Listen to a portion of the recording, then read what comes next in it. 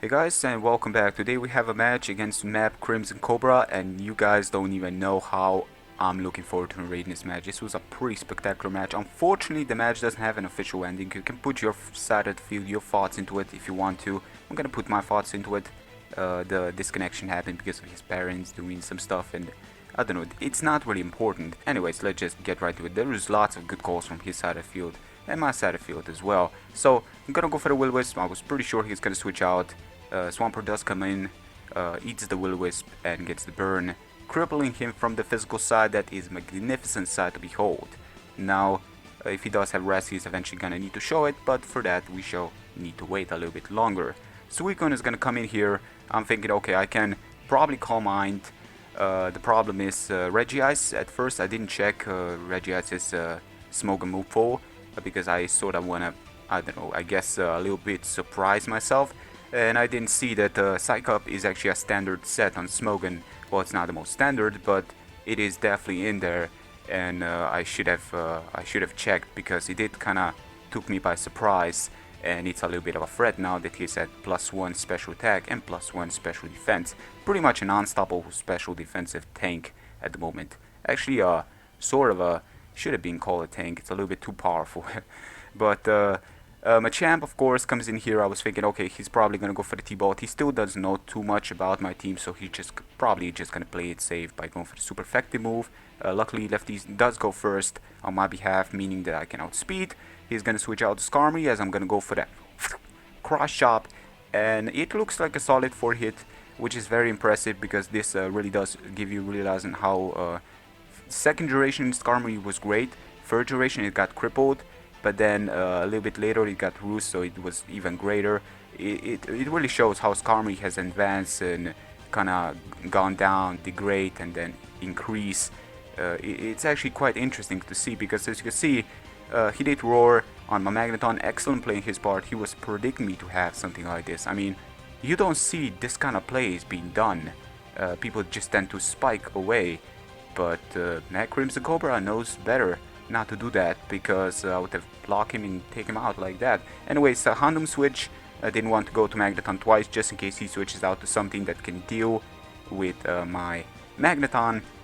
But unfortunately, Salamence is gonna come in, which means that Suicune is probably the best thing to check Salamence. But the problem, of course, stands with his damage input he did to me. Realizing he is banded, I cannot afford to overpredict. So I'm just gonna play it safe. Definitely not the way to go. If I would have overpredict, yeah, I could have done a little bit more damage to Reggie Ice. Not to mention I could have made a double switch if I would have truly predict this, but at the same time I cannot afford. Now, because he was forced to switch out and not taking the Ice Beam, Reggie Ice going for Ice Beam, predicting that I go to Houndoom instead of, well, you know, resisting the ice and so forth. I guess I could have stayed in, but there's a chance of T-bolting. I know Houndoom can take both of those at least once and then retaliate or at least force it out and do something else. But I go for the Fire Blast again, thinking maybe this turn he's gonna predict me to over-predict. But that was not the case, as he did switch out to Swampert as my Fire Blast misses, which is not that important, but at the same time I would kinda like to get some more damage in there, just so I'm gonna force him into resting if he does have it a little bit sooner than originally. So, you know, every damage can be very important when you're playing good players. You know, every little damage is needed. But for now, he did roar just to scout my team a little bit. I cannot afford to stay in. I know that he's really checking out my team currently. I'm still kind of confused what his team is all about, but I cannot afford. Houndoom would have been still strike down even after getting the burn. That Swampert of his, it still has that stab to involve. And I just didn't want to do that. So lead seed away on the Skarmory. I'm thinking, okay, I can probably lead seed the Skarmory if he does switch out. If he does switch out to something else, well, whatever comes in is gonna get seeded. And yeah, he did switch out to Skarmory. Luckily, I didn't go for Toxic that turn. This turn, I do predict him to predict me to go to Magneton by switching out to Salamence. Outspeed my Magneton normally speaking, so I go for the Toxic. That was a great move on my behalf. Kinda trying to bank on my opponent being a good player, and what people tend to do based on the other people's plays. They tend to try to sort of read each other's minds, but it's a 50-50 chance. In this case, it did kind of go into my favor. Anyways, I switch out to Magneton, realizing that he's hidden power flying, most likely after protecting with the Venusaur scouting, I do quad resist it. It still does a lot, and this turn I think he's gonna predict me to switch out, predict him to switch to something else, to take the T-Bolt, probably Swampert. And I decide to just go for the T-Bolt, and I do take down that Salamence. So that is probably the biggest threat to his team down, because he does have the raw power, but it was poison, so it's still a question how far that Salamence would have gone.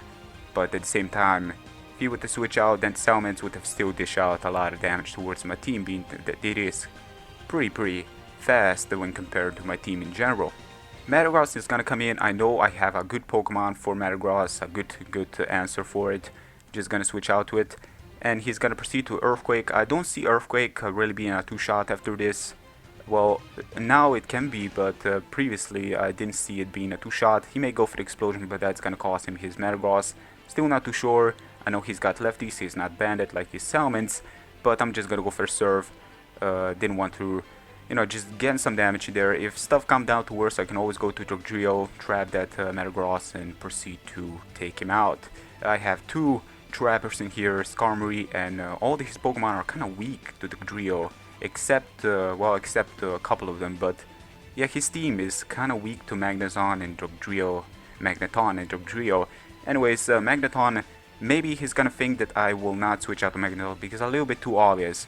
But I do switch out. Now luckily he did go for the Spikes instead of Roar, because that would have been a problem considering that I do have a Dugtrio and still didn't want to show him that, because he's got a Metagross, he's got a Swampert that's burned, he's got a couple of things that can sort of play if he does get that trick, that last card involved, if he does see my last trap card. But for now I'm gonna switch out to Venusaur. He's gonna roar me. Luckily the cards are going to my favor because I'm still not showing him my last card, my drop card. Drop card, yeah. Anyways, Exodia, Obliterate, go to Suicune, and Suicune, of course, taking the Ice Beam or taking the, well, it's a Suicune, can probably take Swampert one-on-one. The best thing he can probably do, it's like really nothing. Swampert cannot take out a Suicune when it's burned and all. I mean, his attack is halved. It's not gonna be doing much.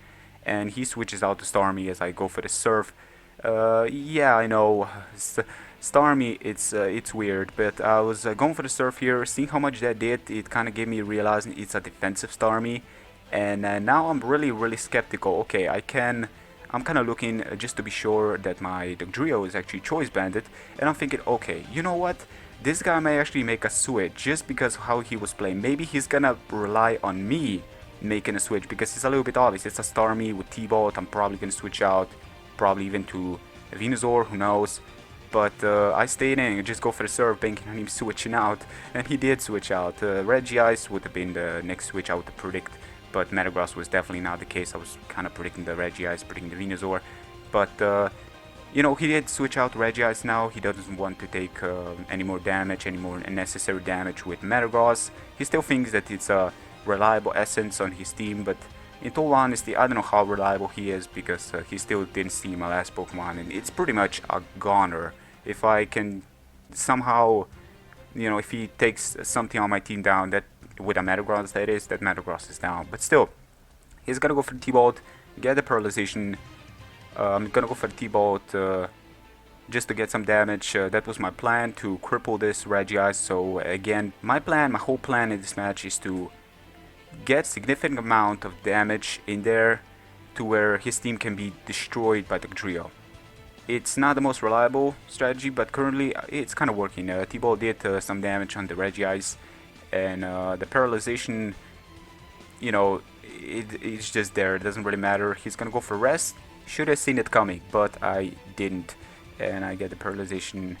It's part of Paralyzation. That's why people like using it, and why blame them, because Paralyzation is great. You use them. There is nothing to blame. That's the thing. Paralyzation is amazing. 25%, I believe, every turn of totally shutting you down is very important. And if it happens, hey, power to you. Anyways, going to Venusaur this turn. He is asleep, of course. I'm gonna go for the Lead Seat. Yeah, he took one turn of sleep to kind of get rid of it. So now he's gonna be sleeping for one more turn, and then he's gonna wake up afterwards. but you gotta have in mind that Swampert is asleep, so that's gonna make stuff a little bit easier, as I'm gonna go for the lead seat, trying to again stall him down a little bit. That's my plan. Gonna go for Earthquake this turn as he switches out to Metagross.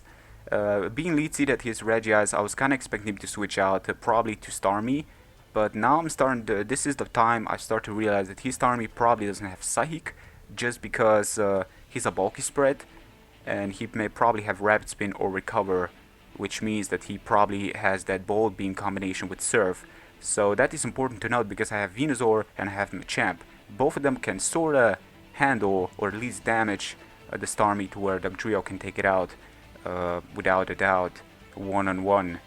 And it's important to know that. But anyways, going to Magneton, I'm not gonna take it, unfortunately, because I am paralyzed. So I guess the paralyzation in this case was a little bit problematic, because I could have taken this Pokemon down, but with a T-Bolt, but unfortunately didn't come down to that.